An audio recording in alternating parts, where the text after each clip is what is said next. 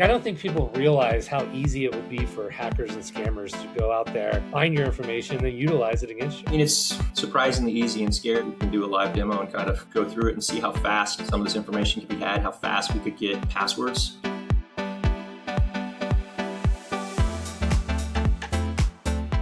Hey, Doug, welcome to the podcast, buddy. Thank you, Latane. This is awesome. Thanks for having me. Next time, can we do it on the golf course in a golf cart? That would be really cool. Yeah, I'd love to. Like mobile. Love to. By the way, your birth certificate is D-O-U-G, but you go with D-U-G.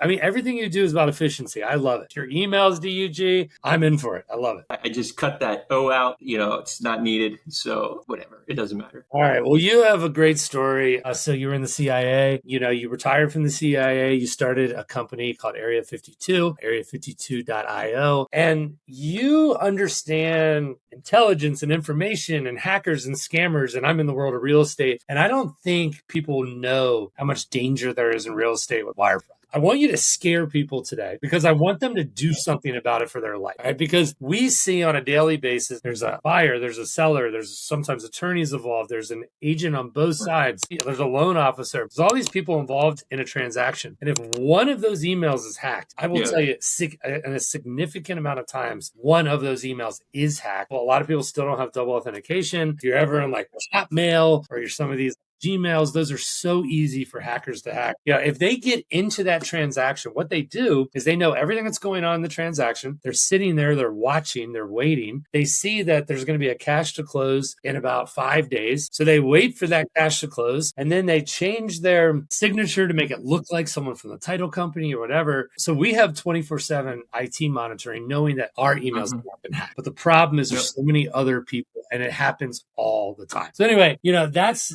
from a high level, I want people out there to understand, like, how does it actually happen? How does wire fraud happen? A lot of times they're sitting in your emails. They know you're in there. They know you're buying a house. And they're just waiting for the time to strike to say, hey, wire instructions have been changed. Or, hey, here are your wire instructions. So, how many times a day do you get a phishing email, especially a title company, real estate transactions? The other thing with real estate transactions are you're talking six figures. Like for a hacker, how many credit cards you have to steal to get to that amount, right? It just makes more sense to go after a bigger target. You also have a lot, and you mentioned this kind of as well, you also have a lot of emotional stress. You have a deadline. The deal could fall through. It's supposed to close on this date. So you already have the players are, emotional a bit. And there's time pressure, and hackers can manipulate that and take advantage of people and try to basically hack the people using that. And something else that you touched on is your company, right? Squared Away have, continuous threat monitoring of your emails, which you should do, which is good. But that doesn't mean, that the other people you're working with, the other companies, the other realtors have the same thing. And a lot of times a small, real estate agency isn't probably going to invest in that. And so what we see sometimes too with our clients is that we'll get them squared away and they'll have a wall around their fort and their castle, and all the drawbridges will be closed and locked, right? No problem. But they'll get emails from contacts they know, and it's just a little off, a little weird. And luckily,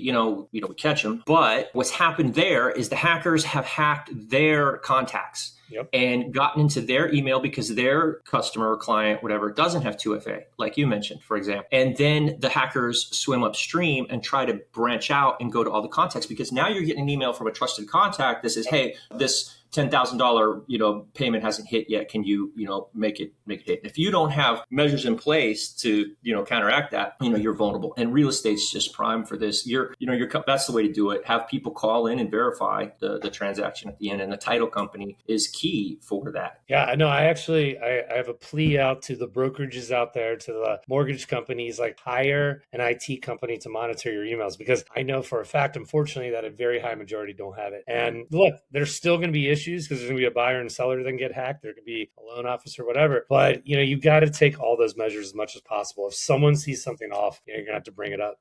So hopefully companies out there should hire a company like yours to monitor. But I would even say individuals. Like, unfortunately, people receive stuff in the mail. Hey, I'd like to let you know that your information's been compromised. We're required to let you know. They just send it out like it's not a big deal. Unfortunately, it is a big deal. We have now leaked your username and your password for your bank account. account or whatever it is out there to the World Wide Web. What I was hoping to do today is have you kind of take us through, unfortunately, when some of these leaks occur, it goes out in the black web, and what can be done like for a regular consumer like myself if like Gmail email and password is out there. That would be one question I have, because I think your company does take some measures there. You can go ahead and request that information needs to come off your website, and there's a lot of different websites out there you can do it to. So I mean, just showing people too, like I don't think people realize how easy it would be for hackers and scammers to go out there, find your information, then utilize it against you. Yeah, I mean, it's surprisingly easy and scary. I mean, like you said, we can do a live demo and kind of go through it and see how fast,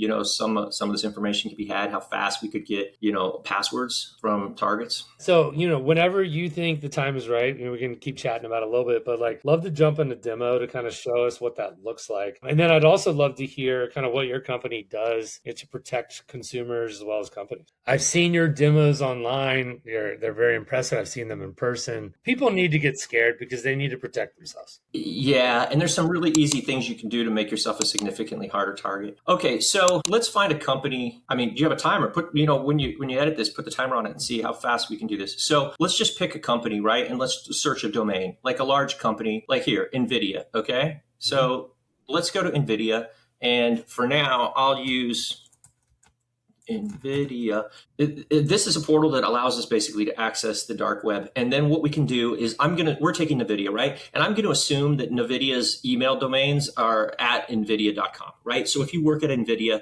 Tom at NVIDIA.com, right? He's got an email, it's probably that. So let's just do a trace. And this accesses the dark web. And what this does is this looks for any hacks on the dark web that contain NVIDIA. And as you can see, this is a large company, right? Their NVIDIA emails appear in 63,571 hacks on the dark web. Mm-hmm.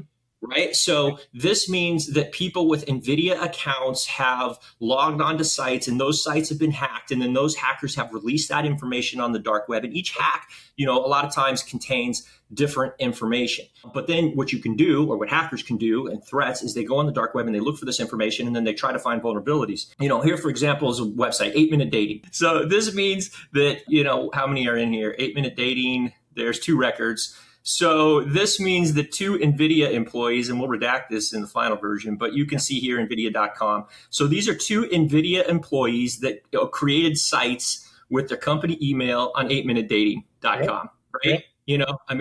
They should not, they shouldn't be doing that. This is creating an unnecessary risk for the company. They're using their corporate email to, for personal websites. And then this website got hacked. Dating sites get targeted all the time because it's easy to exploit, manipulate somebody from those gambling sites. And in this hack, you can also see they have their passwords. So immediately now, like, what'd that take? 30 seconds? A minute? Without us talking, it was probably, about a minute. But we went to NVIDIA and we got 2 NVIDIA employee email addresses and passwords they've used before. And you can't see these passwords, but they're pretty simple. They're not strong. They're obvious. And there's a good chance that password that they're using there, they're probably using it for their corporate email also, right? So if they wanted to, they could technically hack into NVIDIA's email. So Jensen Hang, if you're out there, and I probably mispronounced your last name, you might want to hire Doug's company to create some security so that stuff like this never happens.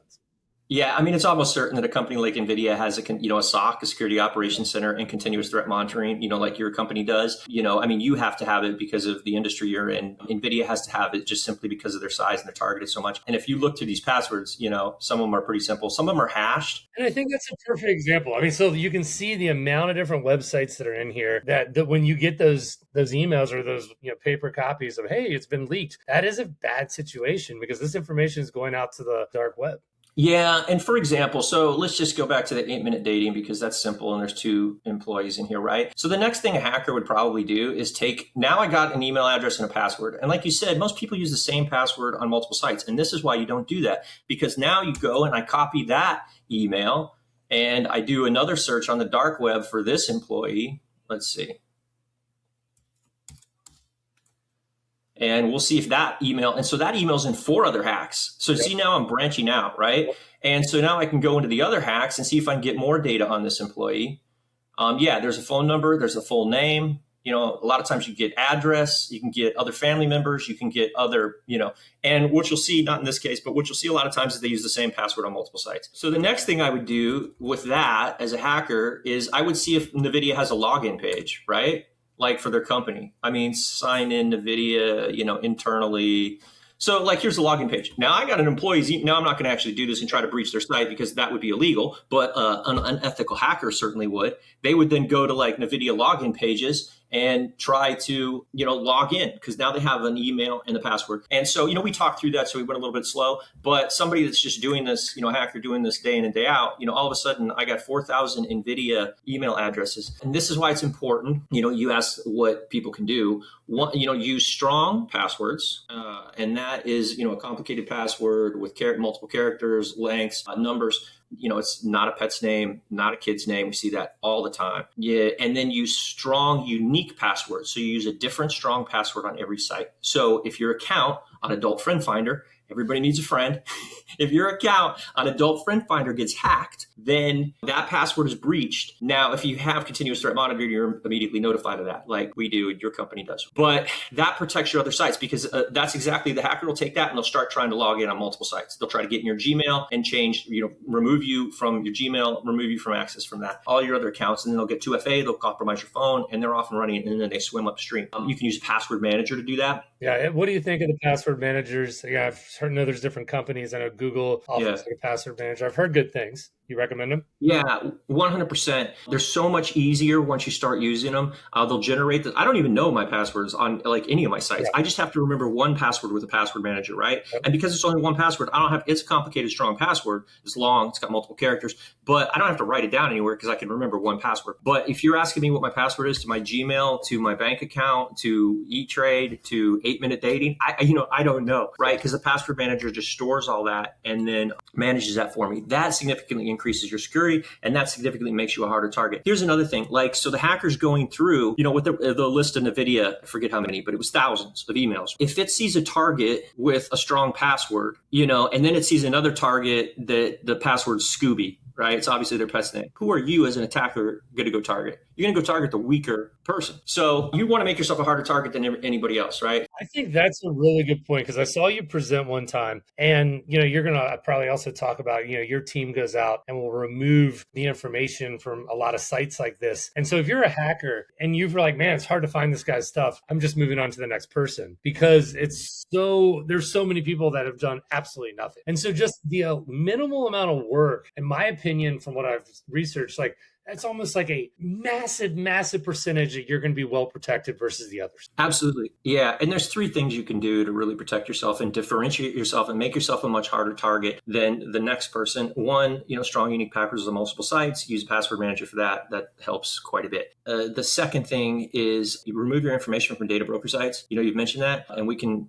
get into that in a little bit as well. And you can see how much information is out there on most people on data broker sites. There's background files on you that people can scrape, and you can remove that. And we do that for executives. We have an executive Overwatch program where we protect execs doing exactly this because, you want to make yourself a significantly, harder target, reduce your attack surface. The third thing you can do is 2FA, like you said earlier. That's critical. That way people, if they do get your password, they also need, your Google Authenticator or something else. They need 2 different forms to breach your account. That makes it significantly harder for an attacker to get into your system. Now, that is really helpful. I think just showing the ease of it. Obviously, we're not going to show what website you were using to get into the dark web. We're going to blur out some of these things. But if I'm any company out there and somehow this has never been set up, which I'm sure, there's probably more companies out there that you would think have not done so. Yeah, absolutely. A big company like NVIDIA, right? They have a whole IT team. They just have to. They're attacked daily and constantly. Where it gets really dangerous is for a company that's starting to grow and starting to take off. And you're just starting to build capacity and answer your customer. And you get behind on the security. Usually a lot of times that security will lag. And, you need to catch up with that.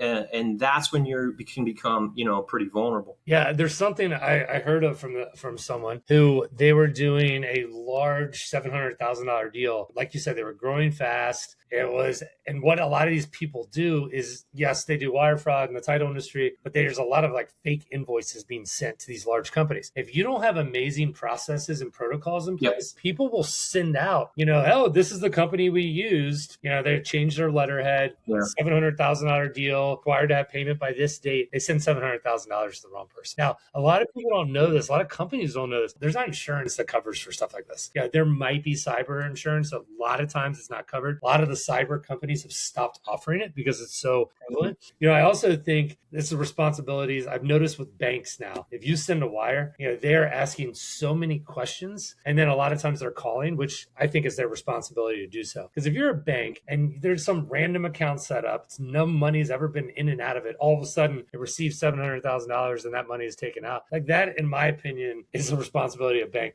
not to just allow that. So unfortunately, there's not some great silver bullet currently that stops this from happening. It needs to be a whole bunch of parties involved and constantly saying things and bringing things up if something looks off. Yeah, and there's the human factor. Humans are, huge vulnerabilities in the whole system. There's a great scene in Mr. Robot where they're trying to figure out how to hack, like, I think it's called Steel Mountain or something, right? And they're looking at pictures and it's a high, security facility. And they're like, well, how can we hack this? Then the main character, comes up and he looks at the pictures. And the other guys in the team, there's like, there's no way. They got, they got cameras, they got, firewall, da, da, da. And he looks at the pictures and then, what he points out is he says, I see 7 vulnerabilities right here. And there's 7 people like in the pictures. And that's what they had to do. They had to go after the people. I specialized in, human, basically hacking humans, recruiting spies to steal secrets. And, like what's easier to, put on your ninja costume and break into the Iranian embassy or to recruit the guy that's going in there every day anyway, and that has access and that has the car and that can get on the computer system. It's easier to hack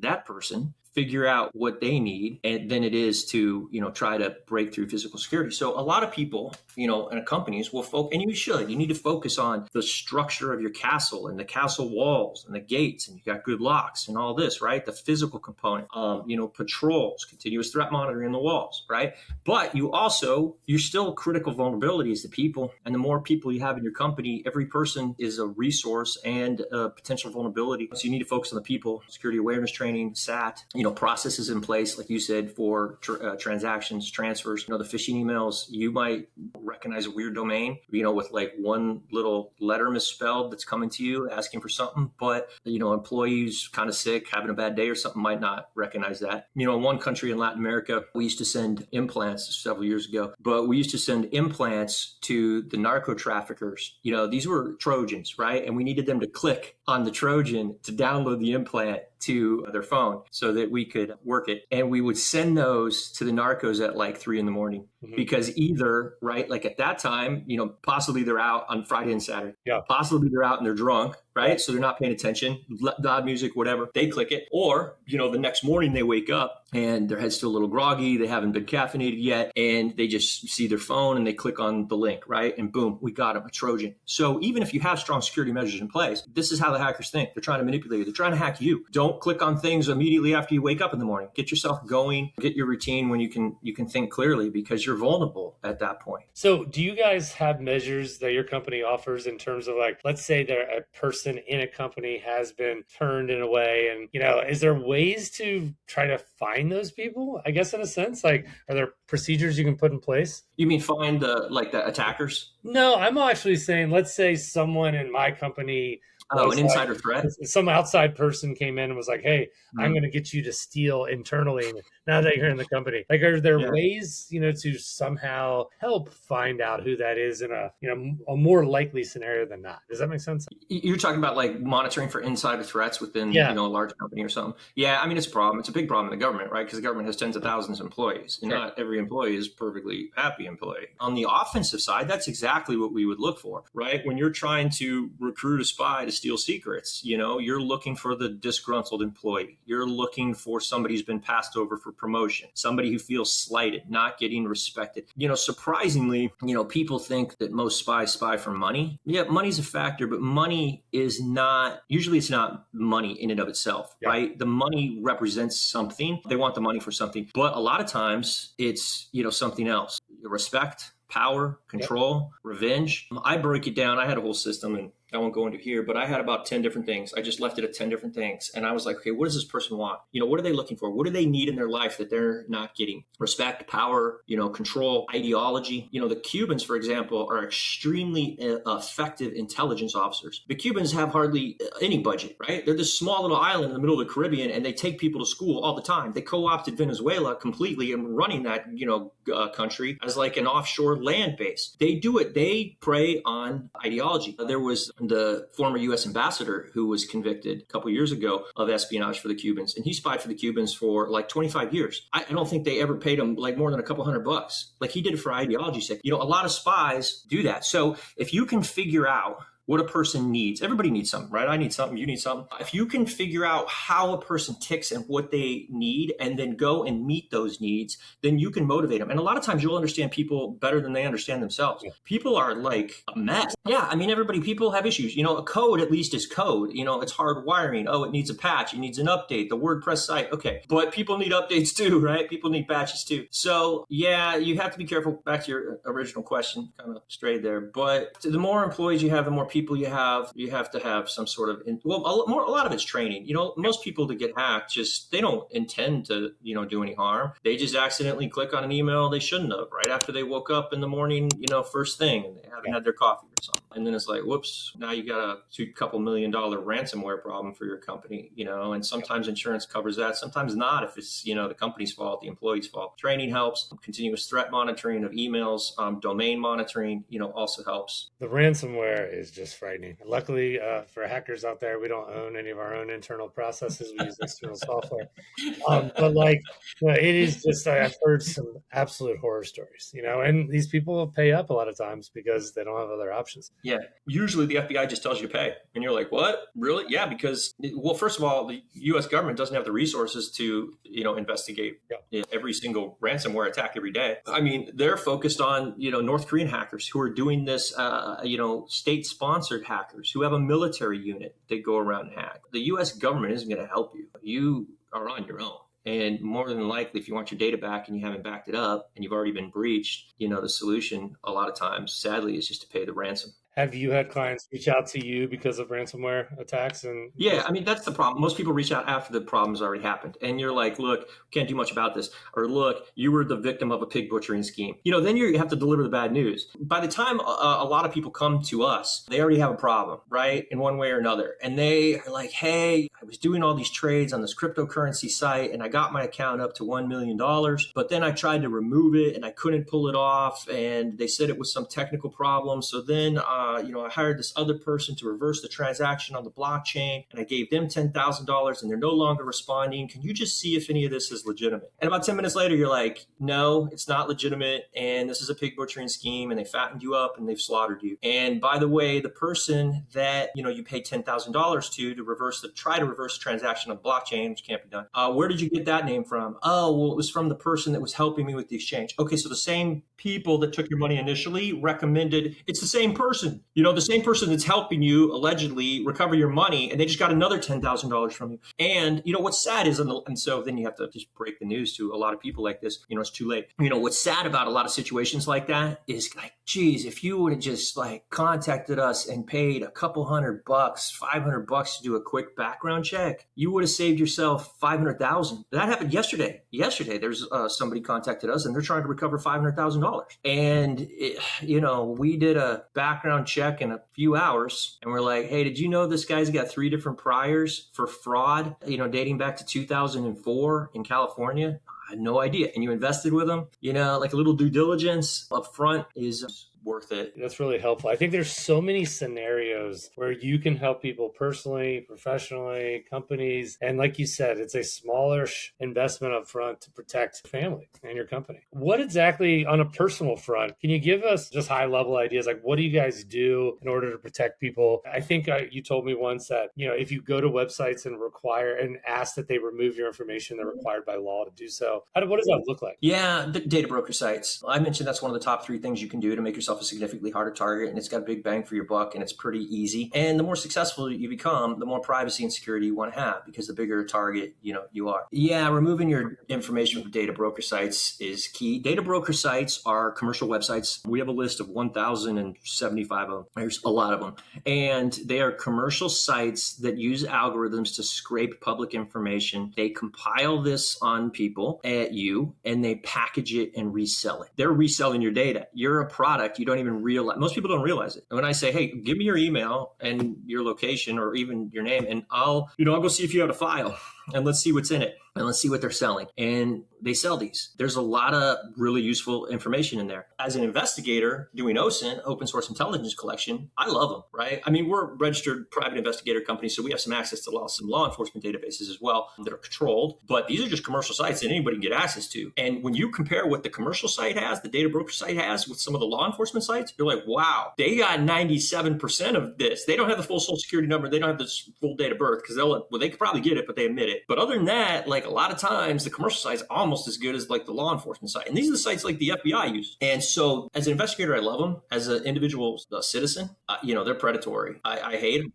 and I recommend everybody remove your data from them. And then on some of these sites, they'll send you, because we do this, right? We'll remove data. It's a grind, because each site has a different process where you have to go and fill out a form. Now, the good thing is most sites will just remove your data. Well, they don't remove it. They call it suppressing your data, right? And, one site, for example, that we go to, they send us a confirmation email every time, and it says, we removed your data we suppressed your data as a courtesy, but you probably want to do this again in the future, because we're constantly receiving data and repopulating our database. Yeah, like receiving data, like people are out there sending their personal information to this company to sell. Yeah, you're scraping. You're constantly scraping for the data that you scraped for 6 months ago is going to pop up again. So that's why you hire a company like you to make sure it's constantly taken off. Yeah, you want to clean yourself. You want to clean your profile. You minimize that, because there's emails in there, there's phone numbers in there. And like you said, you can get on the dark web with an email, somebody's email, and then boom, all of a sudden, pretty quickly, a couple of minutes, you can get passwords they've used before. If they haven't changed their password since that hack, that's a problem. Also, you want to do it for your spouse. The first thing we do if we're targeting somebody and doing an investigation, and their social media sites are private, and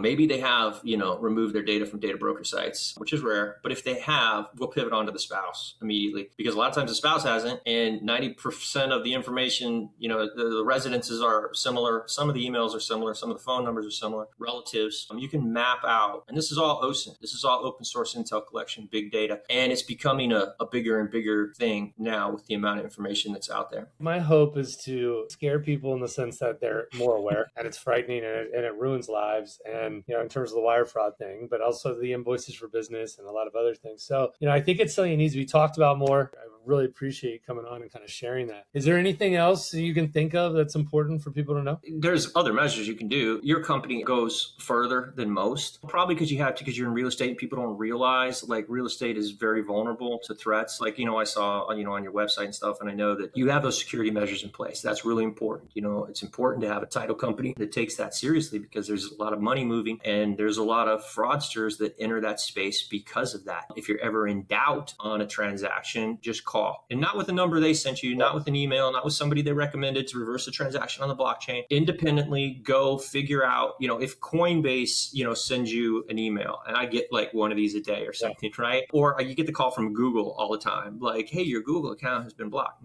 If you get something like that and it kind of aligns, and sometimes these things align because just like they get lucky. They send out, with AI and stuff, they'll send out, 10,000 emails, and it'll just so happen that somebody did in fact have a problem the other day that kind of aligns with what they're saying, so it sounds legitimate. Independently, go get a phone number, go get an email address, call somebody and verify. And that's what you guys do, right? That's really important. I can get on a data broker site, and we can see, how much information is on there and how quickly you can pull it. So this is one of, hundreds of data broker sites, and anybody can get a subscription to one of these sites for about $30 a month. These are not controlled databases. Here, I'm going to search up. He was the former CEO of company. He started that company in 2014. At its peak, it had a market cap of $35 billion. He's a good person to search because he was convicted of securities fraud and sentenced to 4 years in prison. Okay. So you plug his name in, he's in Phoenix, Arizona, and boom, here's his background file, right? And, that didn't take very long. Now you open up his actual file, Takes a second to load. All right. So here is his background report. You get, what do you get? Phone numbers, email addresses, places he's lived before, criminal and traffic records, social media, finances, jobs, businesses, bankruptcies. Everything's in here. Like here he was, what is this? Date of birth, month and year. People can steal your identity with that. Here's a case number, Mojave, Arizona in 2011. He failed to carry a vehicle registration card. He had a negligent collision in a car in 2012. Like all these records are in here, court records, financial data. It's absolutely crazy. He's multimillionaire and he's got his information on a data broker site who defrauded people.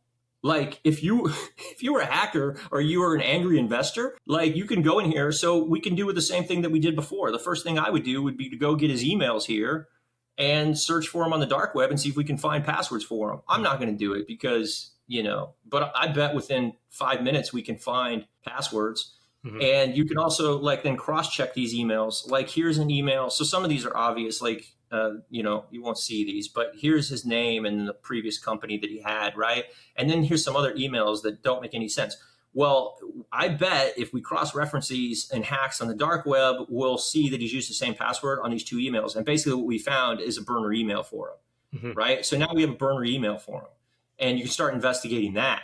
And, it's absolutely nuts that somebody's worth that much hasn't paid to remove this data, suppress this data. Here's something else. Let's do this. These are the residences he owns. Let's just go to Zillow.com, right? You're in real estate here. So that was an address that we got for him from his data broker site. All right, here's his house in Phoenix, $8 million, pictures of the inside of his house.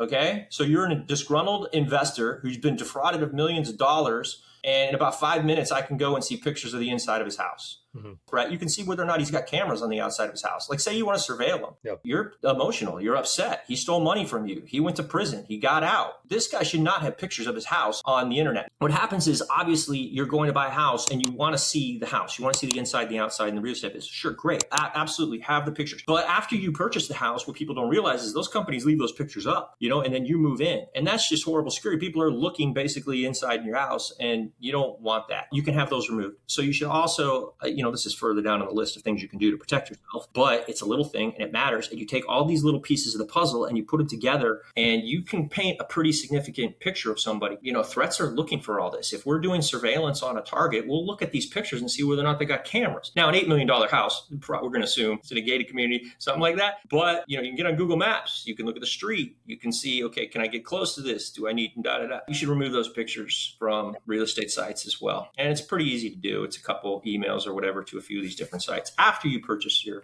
property. Sure. I mean, I think it's just helpful to hear how a PI and how you guys think and all the different ways, you utilize information and why you should, hire a company like yours to protect things. Because the truth is a lot of people aren't going to do this on their own. They're just not. And so for a reasonable fee, hiring a company like yours to take care of all this and provide peace of mind, makes a lot of sense. Hopefully people realize too, the importance of changing their password. That's the hard part though. People get busy. They're not going to do it, so utilizing these tools that are out there makes a lot of sense. Yeah, absolutely. A little bit of self-discipline goes a long way, but hackers are thinking tactically. Threats. Well, they're looking for vulnerabilities and they're going after soft target and they're looking for any little thing that they can exploit. 30 years ago, when I first joined the government, I was in foreign service also, but the computer side of, the organizations was very small. And once you finished training, nobody wanted to go there. It was considered like the outlier areas. And by the time I finished, they had the biggest budgets. They had the most officers. The cyberspace is territory. It's a space. We have divisions. We divided the world up into divisions: Africa, Europe, Asia, Latin America. But by the time, I finished and retired, we had basically cyberspace as well as a transnational issue because the world's just becoming smaller. And initially, secrets were much harder to get because there just weren't as many secrets out there. Yeah. Now, the problem you have is there's so much information out there. There's so much big data out there. You kind of have the opposite problem. You just can't even ingest and process it all. But if you can, and things like AI make that easier. If you can process that big data and then put those little pieces together and find those little vulnerabilities, you can really put a pretty significant targeting package together on somebody pretty quickly and, exploit them. Last really quick point, we're doing some work in a Central American country right now, and a bunch of government websites just got hacked. And so we were taking a look at them and they still, we're doing vulnerability scans on their domains and stuff, and they still have all these vulnerabilities. And these are like government websites. And so we're like pointing these out, and we're like, guys, so it seemed like, the hackers did some it wasn't even that hard. The doors are open to your house. Like, do you lock the doors to your house at night when you go to sleep? It's probably going to be okay, but you should also just lock the doors to your house at night. 100%. And I mean, I think if you're seeing that governments are that easy to hack, let's be honest, we know as individuals, we're going to be very easy. So hire someone to take care of stuff like this, because you're not going to do it yourself. Well, listen, I mean, your expertise, your service is much appreciated. Thanks for coming on and talking to our audience about what happens out there, and actually give people a real life examples. Because until I saw you do a presentation, I was like, it's probably hard for them to find my stuff. It's like, nope, there's my password. It just happens. It's not even your fault, but it's a pleasure to come on, because your company is very security aware. You've been like that for a while, especially in the real estate business. People don't realize like how important and what a title company does, and how sensitive and kind of dicey it gets, as you near close. Yep. And I would say, if there's people out there who don't use LA Title, ask your title company, do you have 24/7 IT monitoring and like making sure people aren't hacking your system? In our business, it should be required. Well, hey, thank you so much for your time. Really appreciate you coming on. Yeah, absolutely, Latane. Love it. Next time we'll do it. We'll try to do it in mobile, in the golf cart. Golf cart next time. Easy.